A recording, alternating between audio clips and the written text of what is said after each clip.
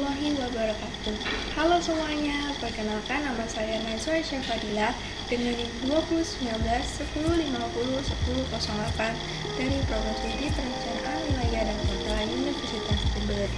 Kali ini saya akan mengajarkan tutorial visualisasi data menggunakan Archmap. Tonton terus ya videonya. Nah, kali ini kita akan belajar bagaimana cara memvisualisasi data yang telah kita input ke dalam atribut table sebelumnya, sehingga kita itu dapat mengetahui proporsi data serta persentase dari data tersebut dapat berupa seperti diagram ataupun chart. Nah, langkah pertama yang perlu kita lakukan, jangan lupa untuk mengkonekkan terlebih dahulu folder dari SHP yang akan kita gunakan. Perlu diingat bahwa di sini saya menggunakan SHP yang telah saya buat di video sebelumnya, yaitu penduduk dan fasilitas pendidikan di Kecamatan Asembagus Situbondo. Jadi untuk melihat cara proses penginputan data penduduk Asembagus ini, jangan lupa untuk cek video saya sebelumnya. Nah, di sini saya karena sudah mengkonekkan net, kita tinggal mendrag saja ke lembar kerja kita. Nah, di sini sudah muncul SHP dari Asembagus. Kemudian saya ingin memberitahu mengenai dalam pembuatan peta, tentulah kita membutuhkan sebuah layout. Nah, cara mengubah ini menjadi lembar kerja kita menjadi ada layoutnya, yaitu ini ada di bagian bawah, ini layout view. Nah, maka akan muncul layout kita. Jadi ini anggapannya adalah garis-garis putus-putus ini merupakan frame dari lembar kerja kita, sedangkan yang garis ini yang tidak putus ini merupakan batas dari kertas kita.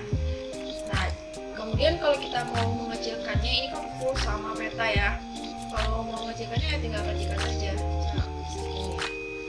Nah, terus kalau misalnya ini petanya dirasa kurang besar, kita tinggal ini zoom in. Nah, misal ini udah cukup, kemudian ini nggak proporsional, nggak ada berada di tengah gitu, kita tinggal menggesernya menggunakan tools pen ini tadi ya, gambar tangan ini. Jadi kita geser saja, kita bawa ini ke tengah. Nah, kemudian ini kan udah proporsional ya. Nah, kemudian jika kita ingin mulai mengedit kembali, jangan lupa untuk kembali ke tools yang penunjuk hitam ini. Nah, kalau sudah, baru kita bisa memulai edit kembali. Nah, kemudian di sini kan saya akan memberitahu atau mengajarkan bagaimana cara memvisualisasi data. Ya, hal pertama yang dilakukan yaitu kita klik kanan, kemudian kita buka atribut tabelnya. Nah, di sini kan menunjukkan bahwa atribut tabel saya ada penduduknya, ada jumlah penduduk, kemudian ada jumlah fasilitas pendidikannya, ada SD, dan MI atau SM, CPN dan selanjutnya. Nah, kemudian langkah selanjutnya untuk melakukan visualisasi data, yaitu kita klik tabel option. Kemudian kita cari create graph, artinya kan membuat grafik. Nah, kemudian kita bisa memilih tipe grafik yang kita inginkan. Di sini ada vertical bar, ada histogram, ada line, kemudian ada scatter plot, dan ada pie, gitu kan. Nah, biasanya kalau kita ingin mengetahui jumlah penduduk dalam ada jenjang waktunya atau time seriesnya, seperti dari tahun 2016 sampai tahun 2020, kita itu pasti menggunakan vertical bar agar kita itu dapat mengetahui perkembangan dari setiap tahunnya dari jumlah penduduk tersebut, agar kita dapat memproyeksikan juga penduduk yang akan datang di tahun selanjutnya. Nah, di sini saya akan mencoba untuk menggunakan vertical bar. Kemudian di sini layernya kan saya cuma menggunakan satu layer, jadi kita klik saja penduduk Asembagus ini. Kemudian value field. Nah, di sini data apa yang ingin kalian masukkan atau visualisasikan. Di sini saya contohkan, saya ingin masukkan data dari SDN. Nah, maka akan muncul data dari SDN dari setiap kecamatan atau desa di kecamatan Asebagus ini. Kemudian kita pilih X field optional. Ini kita pilih desa, karena kan yang kalau di atas ini yang vertikal ini kan menunjukkan jumlah, sedangkan yang horizontal ini menunjukkan dari jumlah desanya atau nama-nama desanya, itu lokasi dari jumlah tersebut.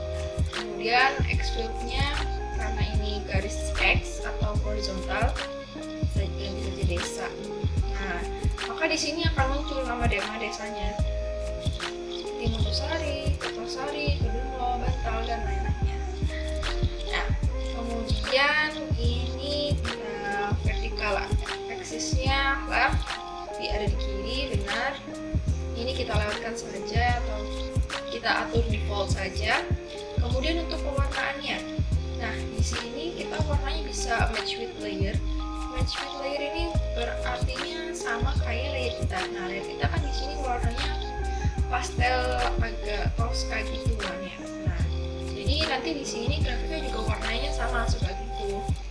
Kalau palette ini di sini nanti akan diberi pengaturan warna yang sudah disediakan oleh Archmap. Di sini ada default, banyak jenisnya, mau modern atau pastel bisa. Nah, di sini saya akan mencoba menggunakan pastel.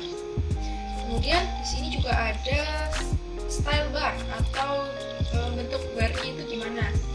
Kalau biasanya atau pada umumnya itu orang-orang menggunakan rectangle ya, kotak-kotak kayak gini. Tapi kalau kalian mau coba bentuk lainnya juga bisa, seperti piramid, invert, silinder, row atau yang lainnya. Di sini saya tetap akan menggunakan rectangle. Kemudian ini show border. Show border ini lihat. Nah, maka akan muncul border dari grafik ini.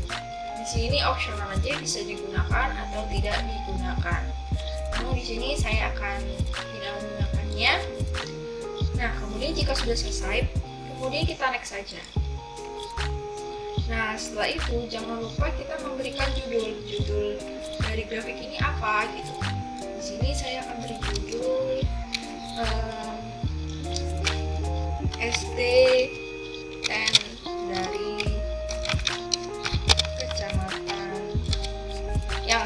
kecamatan SDN di kecamatan Asebagus.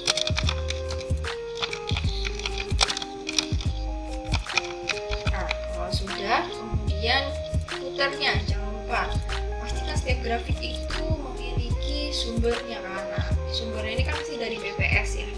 Itu saja BPS 2000 atau enggak kecamatan dalam angka kan biasanya. Jadi itu saja, Asebagus dalam angka. Asebagus dalam angka.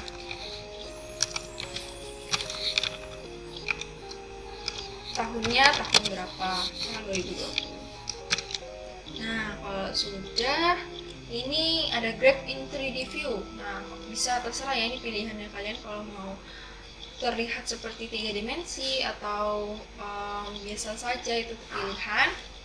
Kemudian ini adalah grafik di legend nanti, judulnya apa? Kita samakan saja ya judulnya ya.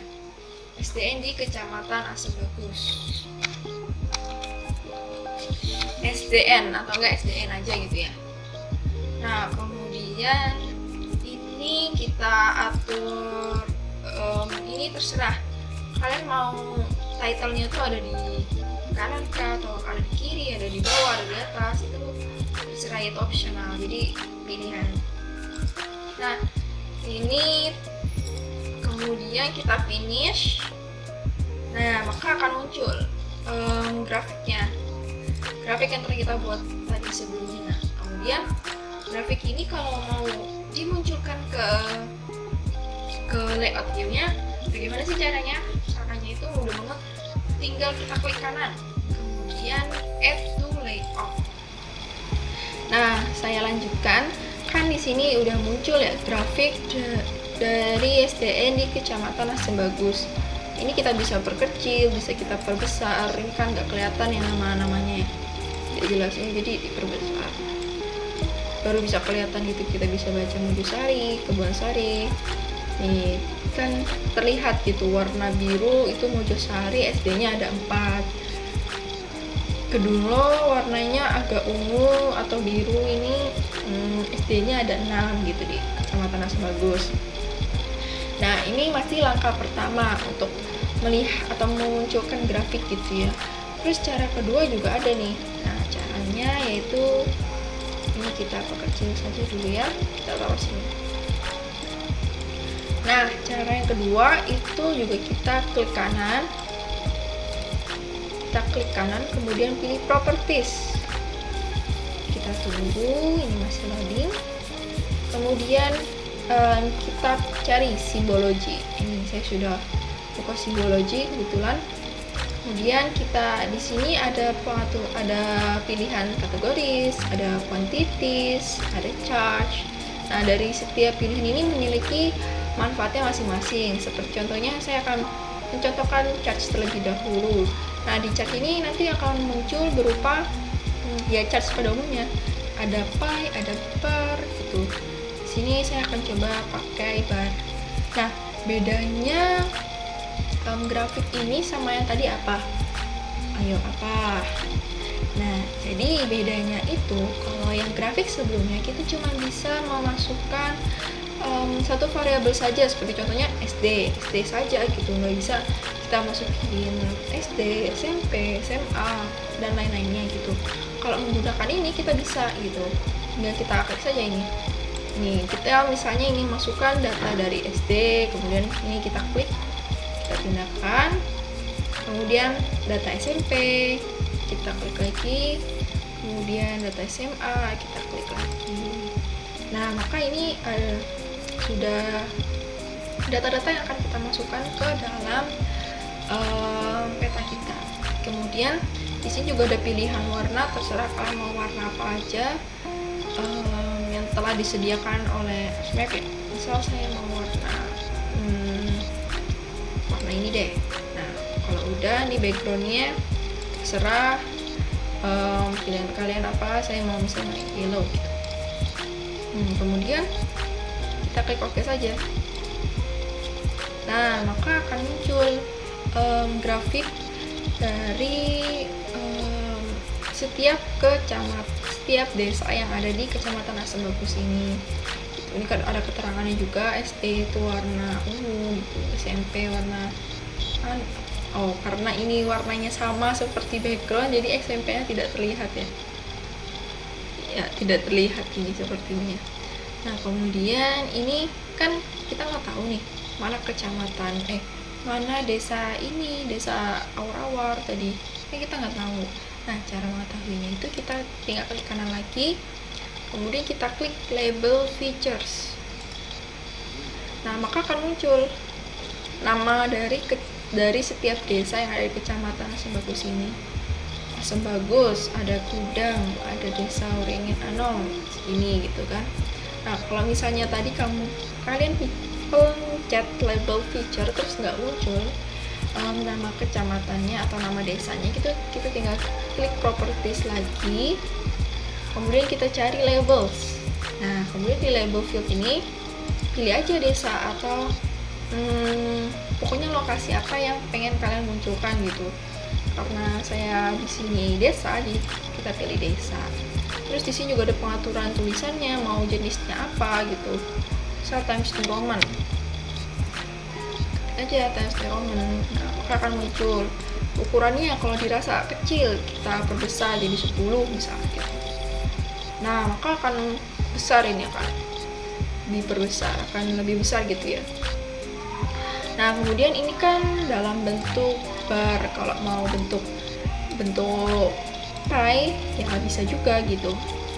Caranya ya sama kayak tadi, kita buka simbologi, terus kita pie, terus warna kita ubah jadi warna coklat gitu ya. Nah maka akan muncul pie-nya gitu. Nah kemudian Ini kan datanya berupa grafik atau chart atau diagram gitu kan. Kalau mau memunculkan angkanya atau rentang atau jenis dari mengetahui nama kecamatannya, itu caranya kita klik properties, sama kok kayak yang tadi, cuman beda di pilihan ini. Nah, kalau kategoris ini menunjukkan apa ya, jenis dari, bukan jenis tapi lokasinya. Lokasi misalnya ini Mojosari ya kan, kalau kayak gini kan kelihatannya sama semua, warnanya nggak ada yang beda. Nah, kita tinggal pilih, misalnya di sini ada pilihannya, ada desa, ada SDN, ada SMP gitu. Misalnya kita pilih desa, kemudian jangan lupa add all values, maka di sini akan muncul pink, warna pink itu asam bagus, warna biru awar-awar. Kemudian nih kita lihat ya perubahan data. Nah, maka warnanya akan seperti ini, atau petanya jadi berubah seperti ini. Di sini ada keterangannya, udah di sini ada Mojosari, itu warna ungu, ini Mojosari gitu. Jadi untuk kita dapat membedakan gitu dari petanya itu, kalau di sini ada uringan anom, di sini ada hutan dan lain-lainnya. Nah, kalau misalnya mau memunculkan angka biasanya atau rentang angka, itu juga bisa menggunakan quantities. Nah, di sini misalnya value-nya SDN. Nah, ini maka akan muncul rentangnya ini 0 sampai 1, warnanya hijau gitu kan. Itu bisa. Nah, kemudian kita klik saja oke. Nah, jadi kelihatan juga ini yang 0 sampai 1 itu ada di mana ini? Ada di gudang, ada di hutan, atau enggak ini 1 sampai 2 ada di Kertosari, pantai gitu. Jadi kalau mau memunculkan rentang angka, jadi kuantitas ini lebih ke angka, sedangkan kategoris itu untuk nama atau lokasi. Nah, kemudian di sini saya juga kan kita udah input nih, udah tahu datanya. Kemudian cara memunculkan legenda dalam peta itu kan, legenda juga termasuk elemen penting kan, jadi jangan lupa untuk memasukkan legenda juga. Ini kita cara masukin legenda itu kita klik saja legend, insert, kemudian pilih legend. Nah, maka akan muncul ini, kita next saja. Kebetulan karena SHP saya cuma 1, jadi penduduk asal bagus saja. Kemudian kita next, ini next. Nah, maka akan muncul legend, penduduk asam bagus namanya kan. Nah, cara dan penduduk asam bagus ini bisa diganti kok. Misal cara gantinya itu yang udah tinggal gini aja. Ini kita klik lagi. Nah, kan udah muncul kotaknya ini, frame-nya gitu ya. Tinggal kita ganti apa? Misal penduduk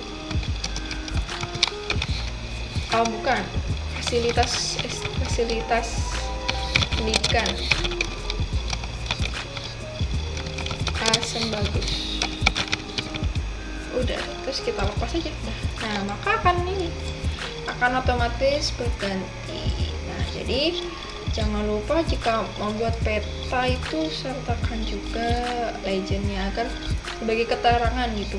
Warna putih ini apa krem ini, ada rentangnya tuh nih, kecamatan desa Bantal ini ada 4 sampai 6 rentangnya gitu. Nah, seperti itu cara memvisualisasikan data dari atau yang telah kita input sebelumnya. Nah, begitu video dari saya. Terima kasih sudah menonton, dan jangan lupa untuk mengecek video-video saya sebelumnya agar kalian paham step by stepnya dalam pemula untuk membuat peta menggunakan Archmap ini. Terima kasih. Mohon maaf jika terdapat kesalahan kata atau bahasa. Terima kasih. Wassalamualaikum.